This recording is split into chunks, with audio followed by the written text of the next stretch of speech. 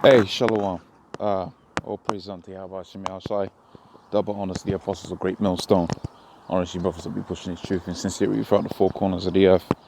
So I wanted to do this video, and I think we had a similar sort of situation in New Zealand, and now apparently there's a downturn or visible downturn in the housing growth out there within Sweden.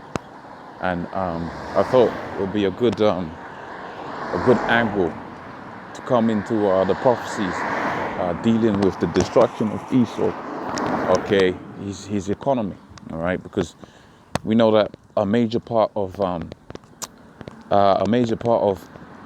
Esau's tyranny, when it comes to martial law and the setting up in the so-called New World Order, we know that a part of that is going to be the down change in the economy.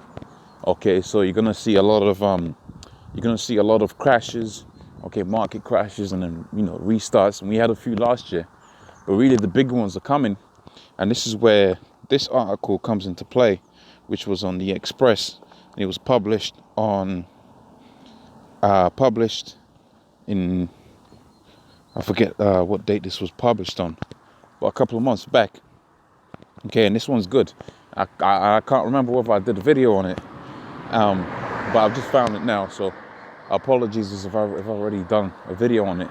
But this one will be slightly different anyway, because we're looking at the prophecies as pertaining to the book of Habakkuk, the second chapter, how destruction to him, woe to him that is laden with thick clay, which is debts.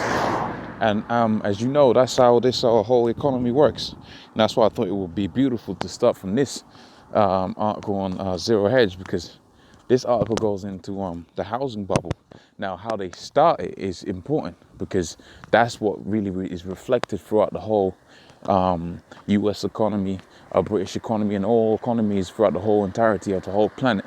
Okay, there's a thing within business that says you need money to make money.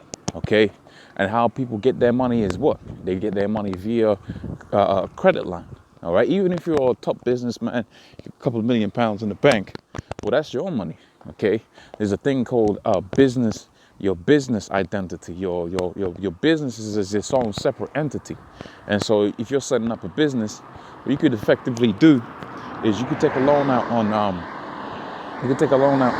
as a business, and if that business goes bust, well, there's certain types of banks or certain type of businesses, okay, because you actually got, see, these are things that Jake doesn't know, you Negroes, Hispanics, Native Americans. There are differences between incorporated businesses, okay, limited businesses, okay, etc., etc. All right, and certain of those businesses types, for instance, a limited business, they could take out a loan for £1 million to do whatever they want. All right, but that if that business goes bust, okay, well, guess what? They don't have to pay that loan, because it's limited to what? Limited only to the business. Private assets is not touched, and that's how Esau has run his finances. Okay, he's run everybody into the depths of debt, and that was all by design, because in the depths of debt, they're gonna say, look, you're the ones that put yourselves into this economic what do you call it? Economic disadvantage or bad position, whatever you want to call it. And as a result, this is the solution that we're going to give you, and this is going to be your rationing chip, which is going to be the RFID chip spoken about within the book of Revelations. And that's what they're going to present it as. This is your solution because you messed up. And as for the vast majority of the people out there, it's going to be a good deal. They're going to see it as a way to get out of the thousands and tens of thousands of pounds of debt that they have acclimatized, which is all good and well. But remember, this whole thing of a bubble is like pass the parcel, okay?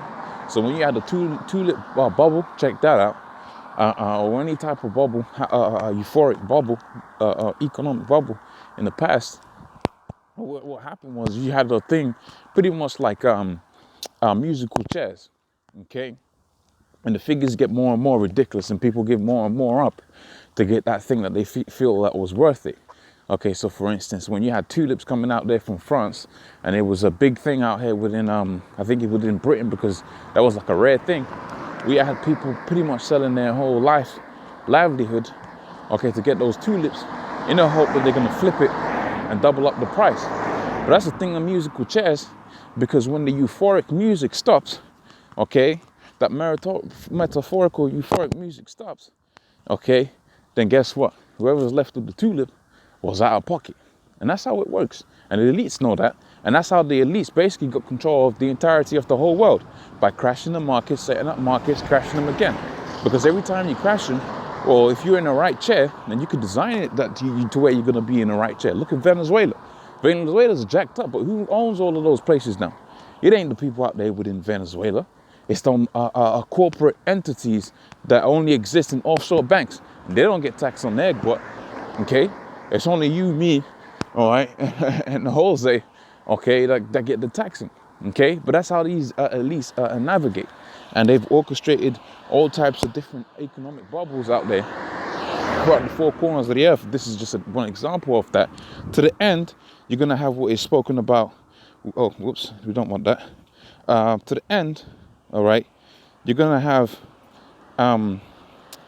this situation pop off right here, okay, where it's talking about a crash, all right, and pretty much 10 years on from 2008, I'm sure I did a video on it, but pretty much 10 years from 2000, after 2007, you had a 2008 crash. The economy, basically, they're saying it looks exactly the same as it did prior to 2008 crash. But see, the problem is, you didn't fix all the issues that you had out there within the 2008 crash. What happened was the market crashed. Okay, they liquidated our government funds to get it back to a staggering state, not even standing, but rather staggering, and it's limping. It's been limping ever since.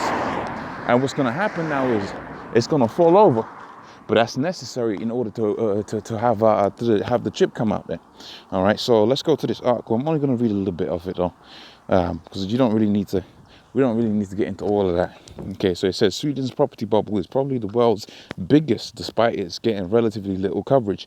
And what you see with the elites is they do certain covert operations, all right, of which economic bubbles within restricted regions, or pushing out the chip. I think, where is it? Switzerland is a completely cashless society.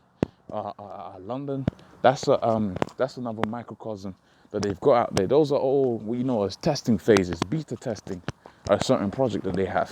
And what they're beta testing here, okay, if you will, is how people are going to respond out there within Sweden, right, with this bubble that they've created there.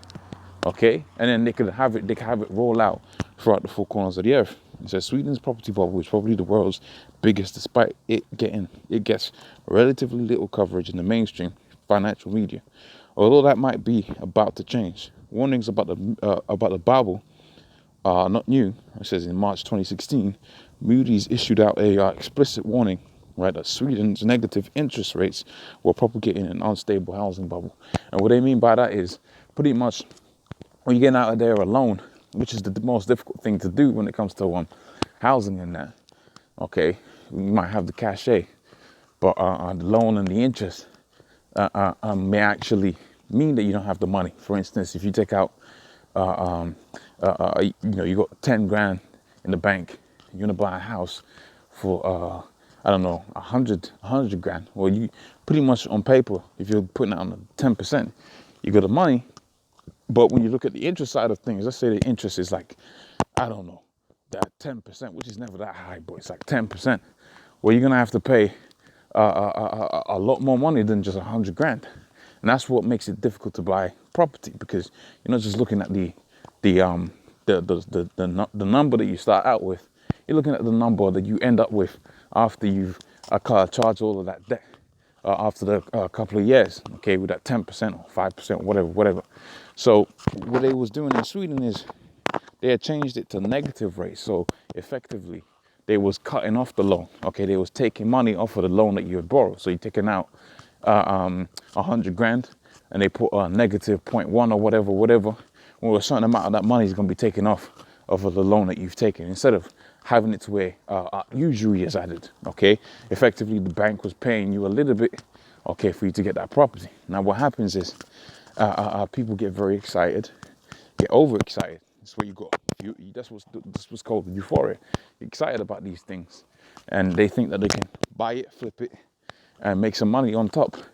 And that's not always the case. And that's why it's called a bubble, because bubbles burst. Okay, that thinking of flipping it, that's what's really the driving force in the economy. Okay, you're talking about fractional reserve banking and all of these different things. The main driving factor in this economy is that people believe that they can make money out of it. That's it. The same thing with the housing economy. People believe that they can make money after the house is going to be worth something. There's that belief. And the same thing applies to money. Money doesn't really, as in reserve notes, bank notes, okay, they don't really mean nothing. Gold and silver, as pursuant to the scriptures, they were supposed to mean something, because that's intrinsic value. I believe intrinsic is the correct word. And what you have out there now is you have currency, and currency doesn't mean anything until especially when people start believing in it, it means nothing. For instance, when you have the rise of Bitcoin and other alternative payment tenders, then you have a downward spiral of the value of the economy. Another example of that is you take the US dollar as an example, and you say pretty much the value of the US dollar has gone down as more and more people stop believing it and stop using it. It goes to show you that this whole thing is a thing of belief, okay? But when it comes to righteous money, it's not a thing of believing that that thing is valuable. It's that thing is actually valuable. And value comes off of what? Rarity. Okay, so gold, silver, diamonds, rubies, those things are rare. Okay, and that's why they've always been and will always be real money. Okay, and you never have a bubble. There's no such thing as a gold bubble. Gold's intrinsic. There's only so much amount of gold in the world, and whoever's got the most is rich. It's just that simple. Okay, so with that completed, let's go to read this a little bit of this, and then I'll get some scriptures and call it quits. So let's just read a little bit of this, because I probably did a video on it before. It says, financial crash 10 years on from 2007, experts warn debt bubbles could be worse. And I might use that as a title, provided that I haven't used that as a title before. It says, a decade since the financial crisis brought the world to its knees, expert fear a repeat could be again to shatter the world. And it's simple, yeah, of course. Have you changed anything since that? They had no assets, no jobs, no income loans during before the 2008 crash. But you got exactly the same thing happening now, okay? And you got it more so, because people saw all of the houses that was being bought in 2007, and they feel pressure to buy into that, and all of this, that, and third. And hey, the thing they just rebranded it, they renamed it, okay? When they was hashing all of those what we call as dirty loans, dirty money, okay, bad loans. And that is to say, if you have a business and the turnover of the business is £50 after £50 at the end of the year, okay, that's what they make on top of their that's it, that's their profit, okay. And they took out a loan over 5 years. A loan over 5 years is a grand. Well, guess what? They ain't gonna be able to pay that. Okay, you apply the same theory to housing, and you got it to where you had people that were given houses. Okay, they bought houses, and they wasn't making up payments. Well, that's a bad loan. Okay, that's what you call a high risk loan. And what they was doing is they was hashing up all of those loans that everybody's got, because that's what you use as a security.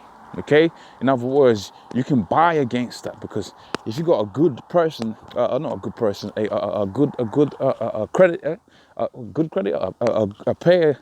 person that's got good credit is likely to pay that loan back. So effectively, you could sell that loan as a security and trade against that security. Okay, you could trade that against that security. That is to say, all right, if a certain business wanted 60 million pounds, all right, from a bank, they could get that 60 million pound of investment. Or if they wanted to invest in a long-term security, they will buy that security, okay, because they know they're gonna get the payments back from all of those people that have got that debt. Okay, so what happens is they bought all of those securities, but not all of them were good securities. So when people started losing jobs, we had a domino effect and the whole thing's crashed, didn't it? Okay, and the same thing, you've got it now. You've got people with auto loans and they can't pay the car loans back. That's how everybody's getting cars these days. Nobody's buying cars anymore. That's ridiculous. Nobody buys cars anymore. You get a loan. Okay, and that whole thing of 2007, you got the exact same thing happening right now, man. Okay, so it says the start of the subprime housing that are obliterated banks and financial markets across the world and pinpointed at 2007. On this day, banking against BNP Paribas Investment Partners announced it had suspended the valuation for 3 of the funds exposed to the US subprime housing market because of the complete evaporation of liquidity in certain market segments of the US market, etc., etc. I'm not going to really read into that because I did a video on that exhaustively in the past. It's called what's it called now?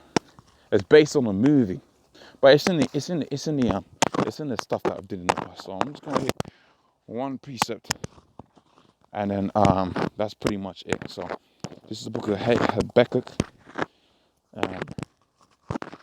and I'll read this. The 4th verse says, "Behold, his soul which is in him is not upright, but the just shall live by faith." And that's what we live by. Okay. And the point I want. Oh, this is good. Because thou hast spoiled many nations, all the remnant of the people shall spoil thee. Okay, one element that they've used to spoil these nations is debt. Okay, especially them elite banking families. That's how they run things, man. Debt. They've used that debt to spoil nations. Completely ruin Venezuela through debt. Okay. Went out there. Now the whole country's in all types of debt to other countries and other banks, and ultimately the elite banking families, the Rothschilds and all that. Now they're just buying up land for cheap. Land with vast oil reserves just for cheap. Crazy. So let me just bear with me. There's a point in here. Okay. I think I'm nearly there. No, I'm past it.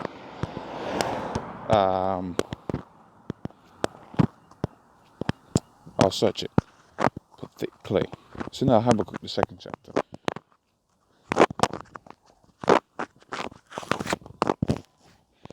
Okay, Habakkuk 2:6 and says, "Shall not all of these take up a parable against him, a taunting proverb against him, and say, woe to him that increases that which is not his." Why is it not his? Because you'll see a person's land in Venezuela, or Brazil, whatever country it is, and say, okay, this is what we're going to do. We're going to say, we're going to hold your assets for you, okay? And we'll give you a piece of paper. You could trade on the piece of paper. That's an IOU, okay? And after a while, people will start just trading IOUs instead of going to the bank. Now the bank's got all of the gold. And that's what's happened. That's how they actually set up the Rothschilds bank, the Rothschild, okay, in Russia. That's how they set up. And they just didn't pay out the gold, kept it to themselves. That's how they became rich. Stealing, thievery.